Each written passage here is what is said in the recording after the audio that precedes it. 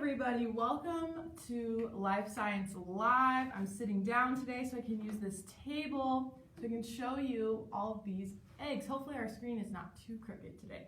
So that is our theme today. Is we are talking about eggs in preparation for Easter this Sunday. It's one of the main symbols of Easter, representing new life, and so we're excited to tell you a little bit about them.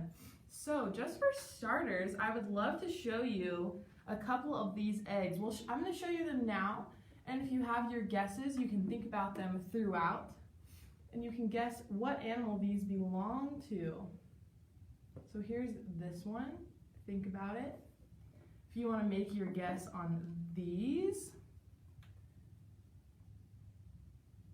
make sure I'm not showing you guys the tag. Take your guess. These ones are a little bit harder. These two are actually the same type of bird, but different species within. So there's this one. You can make your guess. Okay, if you recognize any of those, if you're a hunter in Utah, you might know what some of these eggs are, these last couple. Okay, have you ever seen one of these before? Perfect. And this is our last one that you can guess. They're a little bit smaller. Okay, it has some spots on it too. Perfect. Okay. Let's talk about eggs. As you can see, all of these eggs look a little bit different. They're all different sizes and they're different colors, and we know there's so many other different colors. If you eat chicken eggs, there's brown, there's light blue, there's so many. Robin's eggs are kind of green, greenish blue, so there's a lot. What is the purpose of these eggs? So every egg kind of fulfills the same purpose for our embryo that is inside of the egg. They are maintaining temperature control, they're also helping to exchange gases, and they're transferring nutrients to that embryo. So this is a good time to look at kind of the eggs. You can't really see them when you look at them just in your hand, but every single egg is covered in tiny pores, just like our skin is. And so even though they have a hard outside, it's covered in tiny pores. And that's one thing that's really interesting is, for example, a human baby exchanges gases such as oxygen and carbon dioxide through the bloodstream through the mother. So if your mother is breathing, then the baby is breathing. So that's part of the reason why mother's health is so important. Little eggs are regulating their own gases through these pores. Oxygen and carbon dioxide are entering and exiting the egg just through those tiny pores. So that is part of the reason why we have this shell, is it's filtering and regulating gas exchange. Another thing is that eggs are a strong source of phosphorus, calcium, and other nutrients that are going to be transferred through. This is part of the reason why sometimes you might see, I don't feel like this is as common in around here, but a lot of people put eggshells in their garden, and that's part of the reason why. It's because these shells are full of nutrients. They're used to holding and housing and nurturing these embryos, and so they have those nutrients, and phosphorus is one of the main nutrients that is in fertilizer. So putting eggshells in your garden is a great idea. Okay, so we're going to talk about a few different types of eggs today. If you've ever been down the river or maybe down to Paragon Reservoir. Paragon Reservoir is one of the only places in the West where you can see fish actively spawn and swim upriver for the rainbow trout. I want to say that might not be true. We're going to have to double check what fish that is. But yes, so when you're looking in the water and you see kind of those jelly-like eggs that almost look like bubbles on the end of a stream, that's a different type of egg than this egg. Still an egg, but a different kind of egg. And those jelly-like eggs that kind of look like frog eggs but could be fish eggs, those are different as well. So there's a bunch of different types of eggs, which makes sense because they're fulfilling different purposes. So if those are frog eggs on the side, I feel like they're normally like sticking out of some grass on the edge of the river or in a slower part of the stream where the water is slowing down. Those are called an egg mass. And so yes, those are tiny individual eggs, but they're not so much an egg in the fact that it's not really suspended amniotic fluid with these two layers. those are actually cell masses for frogs, just a cell mass. And over time, those cells are going to multiply and divide within their own sphere and become tadpoles. And then from there, those cells are going to continue to divide, and those tadpoles are going to develop legs and become frogs and move on from that point. So, a little bit different. If they were fish eggs, this is where it gets really cool. I'm going to have to draw this really fast. There are kind of two different types of fish eggs, okay? So, let's see here. Barbara, 1 second.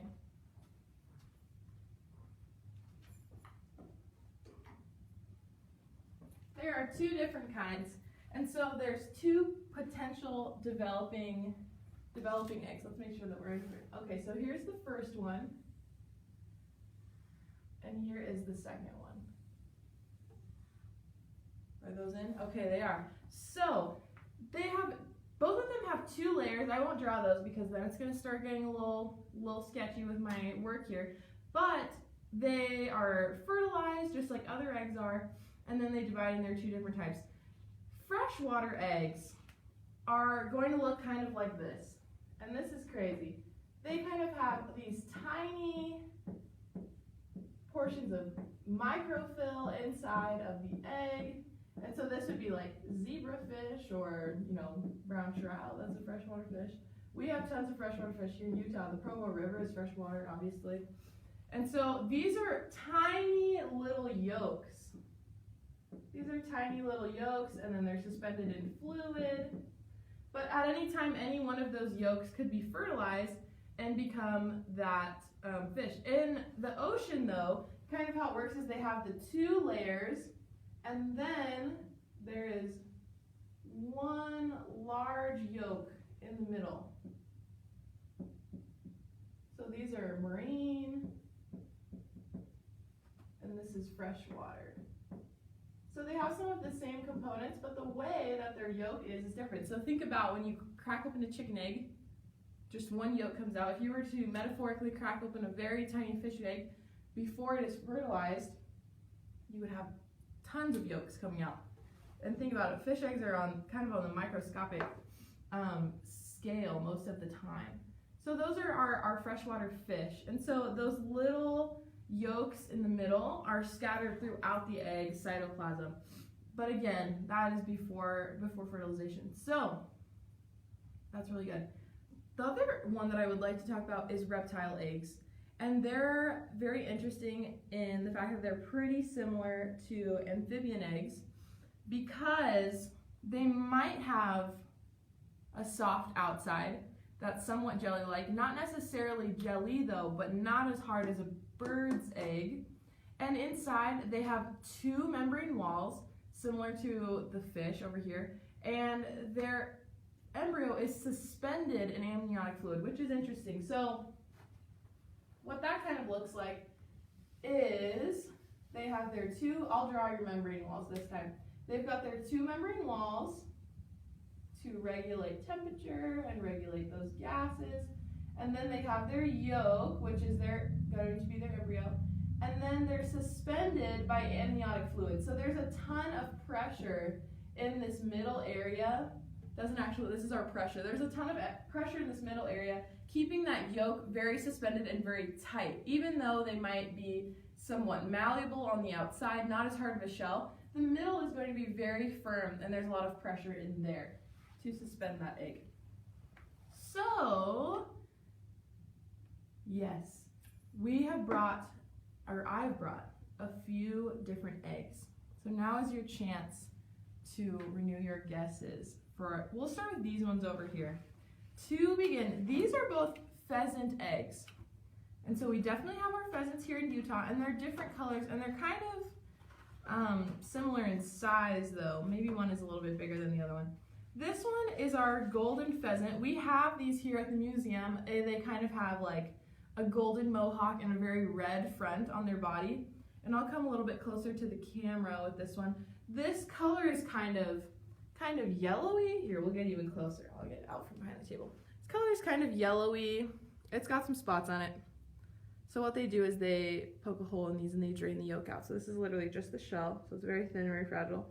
But this is the color of that egg. There are so many different colors and sizes of eggs, you guys. So this is that golden pheasant. This one is our ring-necked pheasant.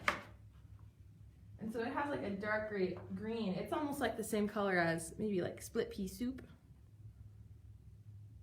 So here is our dark green. And again, this is our ring-necked pheasant. I'm gonna be so impressed if anybody got any of their guesses right. Okay, this one,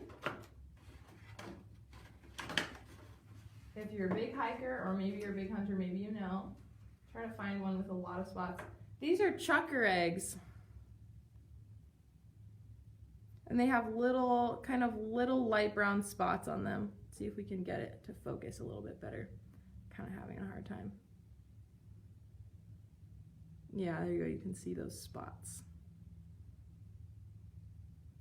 Okay, and then, did you guess this one? These are our reptile eggs. These are iguana eggs. And part of the reason why they look the way that they do is because they've been left in this liquid, which preserves them. But yes, these are iguana eggs.